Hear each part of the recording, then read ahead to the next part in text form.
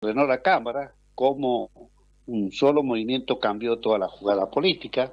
En estos días se movió una pieza clave en la Cámara de Diputados, una de esas que parecen chiquitas cuando las ves sueltas, pero que cuando encajan te das cuenta de que te cambiaron todo el tablero.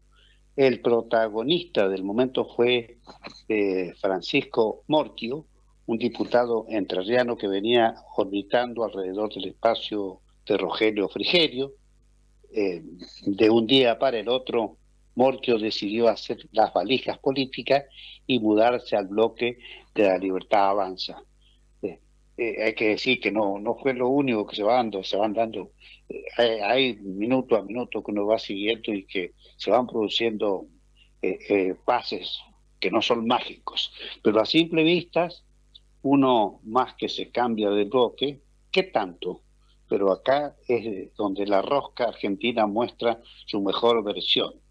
Ese pase sumado a otras fisuras que venían hace semanas haciendo ruido, dejó al oficialismo libertario parado arriba del resto como primera minoría en la Cámara, un escalón que no solo es simbólico, sino decisivo para la gobernabilidad que Milei necesita como el aire. La otra pata de este acomodamiento vino del peronismo, que ya venía flaco, musculatura interna, Unión por la Patria, que hacía rato no encontraba brújula ni orden interno, terminó de implosionar cuando 3 diputados catamarqueños pegaron el portazo y armaron su propia mini bancada, cansados de responder a una conducción que consideran desactualizada y desconectada del escenario político actual. Esa división fue el golpe final. El espacio que siempre había jugado a ser el bloque grande quedó partido y debilitado, dejando vacante el lugar de la primera minoría. Paula. Bien, y ahí entró Milei a recoger lo que quedaba sobre la mesa, con el pase de Morquio y la fragmentación del kirchnerismo. La Libertad Avanza pasó a contar con 95 diputados. No es mayoría absoluta, pero sí es un número que cambia la conversión, porque la conversación, digo, porque la Cámara, el que es la primera minoría, maneja el ritmo, decide cómo se arman las comisiones, eh, quién preside qué, cómo se ordena la agenda y hasta qué puede inclinar negociaciones claves con bloques que están en el limbo, ¿no? Viendo para qué lado sopla el viento. Todo esto llega en un momento donde el gobierno está por largar el paquete de reformas más ambicioso desde que arrancó la gestión. El presupuesto 2026, la reforma laboral, que va a defender con uñas y dientes cambios en el Código Penal para endurecer penas, y un listado largo de proyectos que el oficialismo venía guardando porque sin números no se podía ni debatir.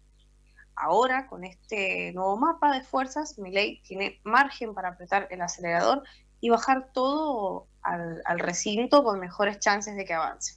El clima político, mientras tanto, está eléctrico.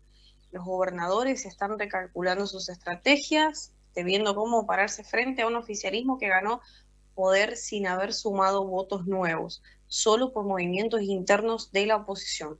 Los bloques del medio, los que hacen equilibrio entre negociar y no quedar pegados, ya saben que van a ser cortejados uno por uno. Es la temporada alta de llamados, cafés, a puertas cerradas, promesas y advertencias. Y en el peronismo, bueno, ahí la novela sigue. Es una novela venezolana de bajo presupuesto.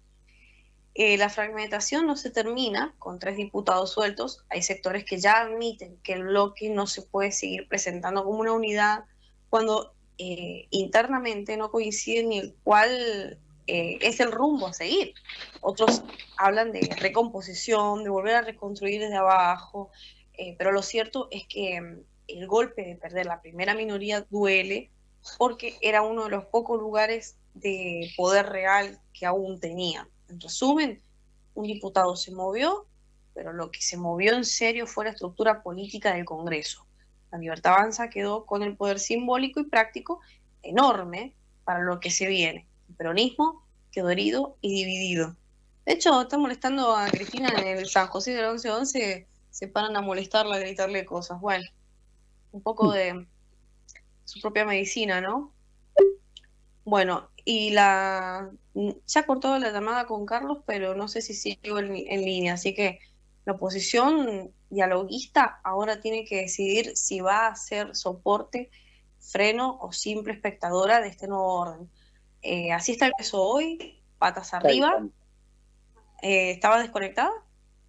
Sí, sí, adelante. Ah, bien, bien. Entonces no se había escuchado todo lo que dije al final. Bueno, así está el Congreso hoy día, patas arriba, pero perfectamente funcional a la dinámica argentina, donde nada queda quieto un segundo y un pase puede cambiar toda la historia. Carlitos. Siga usted chiquitito, por favor. Bien, bien. En cuanto a las reservas, pago y una economía que no despega, empezamos con el informe económico. Bueno, con las reservas en rojo crítico, el Banco Central desembolsó este lunes 1.012 millones en dólares para pagar un vencimiento de Bopreal, el bono que inventó Toto Caputo para patear la deuda con importadores. Y aún así las reservas subieron.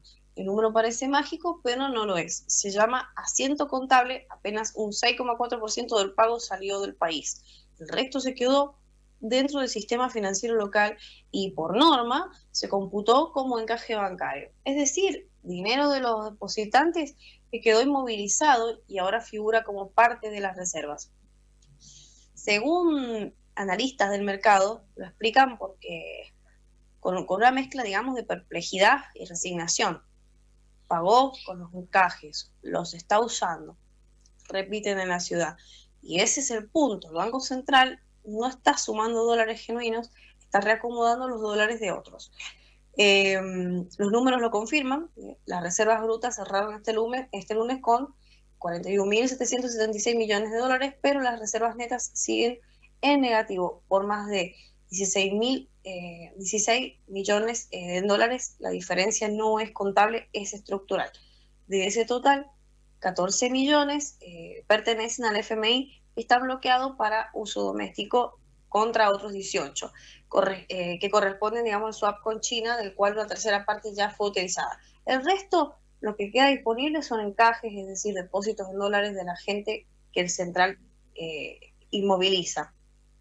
Son dólares que los bancos privados están obligados a mantener inmovilizados como respaldo y que el Banco Central contabiliza dentro de su balance. Carlitos.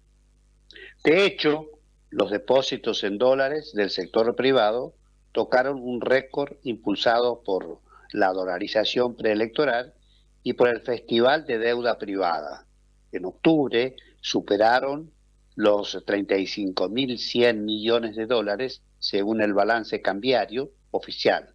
Parte de ese flujo se originó en colocaciones de empresas como Petrol, YPF, Pampa Energía y Edenor, entre otros.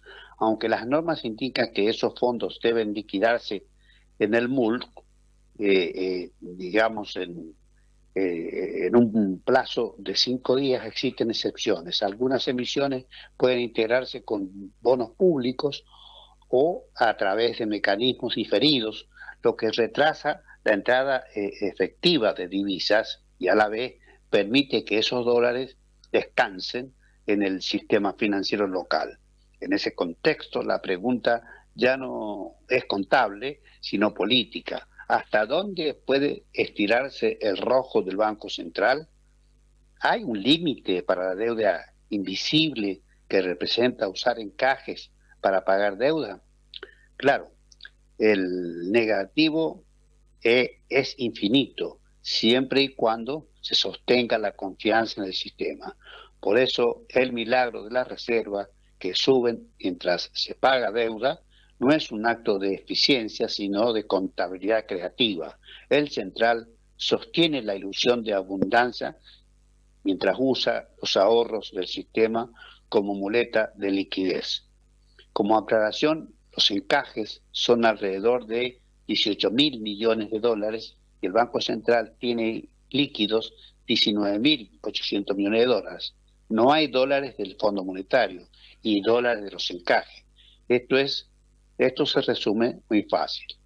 Préstamo de 15.000 millones más encaje de 18.000 millones de dólares, reservas líquidas 20.000 millones de dólares, los 13.000 millones de dólares que faltan, es la pregunta.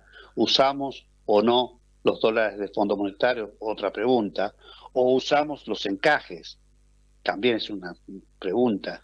¿Qué nos perdemos de todos esos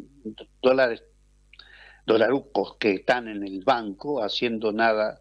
No hay proporción que entraría al 8%. Por otra parte, estoy a favor de que se emita un bono patriótico, que de todos modos, los que tenemos algunos mangos y bancamos a Milei, los suscribamos en la medida de nuestras posibilidades para asegurar los vencimientos. No hay ninguna mejor inversión que podamos hacer colectivamente, es lo que se podría pensar. Se le puede meter algún caramelo y damos como ejemplo. Se puede usar para pagar impuestos valuados a dólares MEP o a un precio en dólares que siga simplemente a la tasa a la que se emitió, independientemente del valor del mercado. Me parece como arbitraje esto garantiza que si se emite el 8%, sube el 8% cada año. Creo que la BOPREAL tiene algo así. No puede ser que no se consiga 1 millón de personas que ponga un promedio de 10.000 dólares. No es necesario un bono patriótico que suscriban todos los que tengan algún dólar depositado. Los depositantes serán patriotas por acción o omisión. Paula. Los bancos podrían ir a la licitación usando esos depósitos en dólares que tienen. La gente será marginal. Que quiere tener bonos ya los tiene. De la misma forma que los bancos fueron los grandes demandantes de ON en dólares emitidos. Luego darán bonos HD del Tesoro, una emisión de bonos cortos que sería ideal para esta demanda. Hoy hay préstamos por 18.000 millones de dólares y depósitos por 38.000 millones de dólares. Al inicio del gobierno los préstamos eran de 3 millones de dólares y los depósitos 15 millones de dólares. Esos 15 millones, digamos, que se incrementaron fueron por cómo es la normativa cambiaria, oferta en el MULC. Suele emitirse de todos los análisis del mercado cambiario este incremento, así como suele omitirse en el análisis del FAE, atesoramiento. La clave del atesoramiento es si esos dólares quedan depositados en el sistema o salen del mismo. Si quien compra los dólares para atesorar los deja depositados en el banco, serán vía intermediación financiera nuevamente ofrecidos al mercado de cambio. Así como el incremento de préstamos en dólares fue oferta del MULC, la reducción del stock será demanda. Esa reducción desde el cepo 2019 hasta diciembre de 2023 fue la principal fuente de demanda, digamos, de dólares en el Banco Central. A medida que crezca el stock de préstamos en dólares, mayor será el efecto de una crisis de confianza que lleve a la gente a retirar depósitos del sistema. Más grande va a ser el costo para futuras opciones políticas de intentar gobernar sin confianza.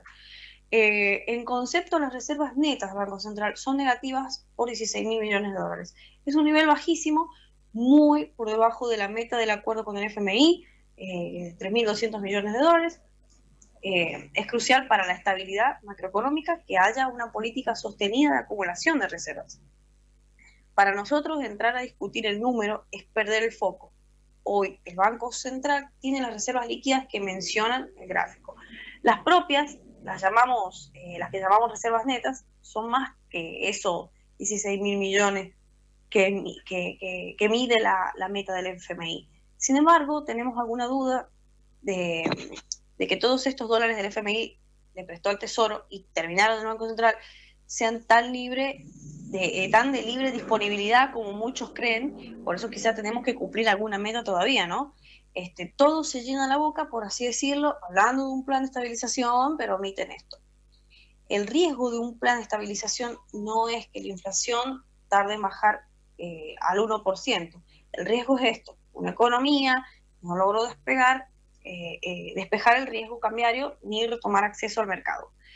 Bien, los planes de estabilización basados en el tipo de cambio fracasan no porque tratan de bajar la inflación a un dígito, fracasan porque no pueden sostener el ancla. La experiencia de las bandas de Chile es un excelente ejemplo.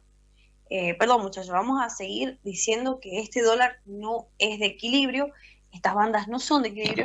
Si mañana entran billones y billones de dólares por la cuenta capital, bueno, sería otra historia, ¿no? Hoy, sin eso, la cuenta no cierra. Y encima tenés un flujo de turismo histórico que se va a vacacionar afuera a dólar oficial otra vez. Entonces, como resumen, ¿de dónde salen los billetines para pagar la torta de dólares, los bonos hard dollar que vencen el 9 de enero?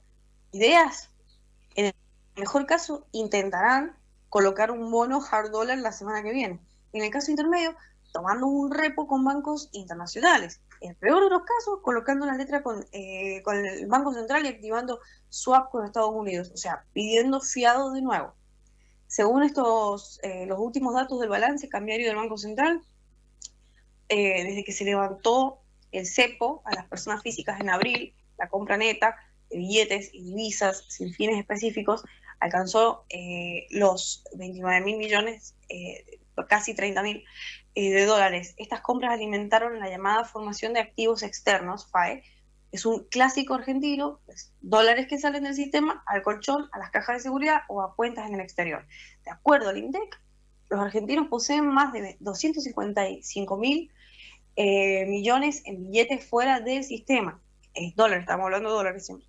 En esta vez la corrida tuvo características singulares porque se dio en un contexto de cepo para las empresas, un sobrecosto a los pagos al exterior con tarjeta por el impuesto al país y sin riesgo bancario, ya que quedó claro que no existe más que el descalce de monedas. Ahora, así que de esa compra de dólares de las personas, una parte abasteció la dolarización de las empresas en el mercado financiero, una parte quedó como depósitos en el banco, en 6.500 millones de dólares, y otra fue a pagar la cuenta de compras con tarjeta en el exterior para evitar impuesto país.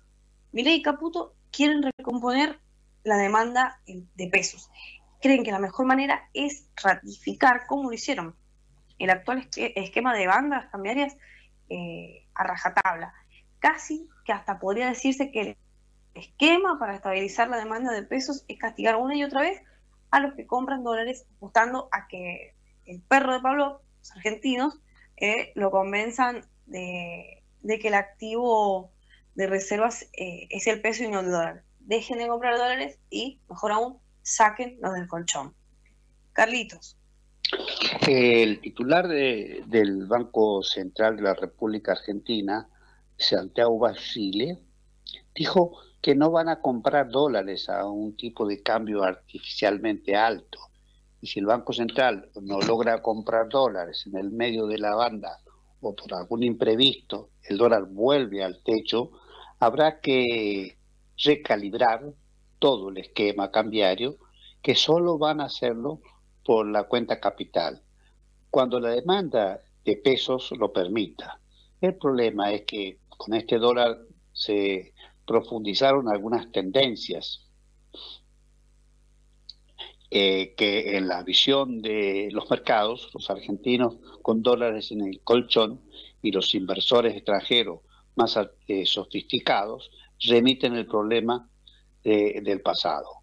En los 11 meses del 2025, las importaciones subieron 29%, las de China y Brasil 61% y 39% respectivamente.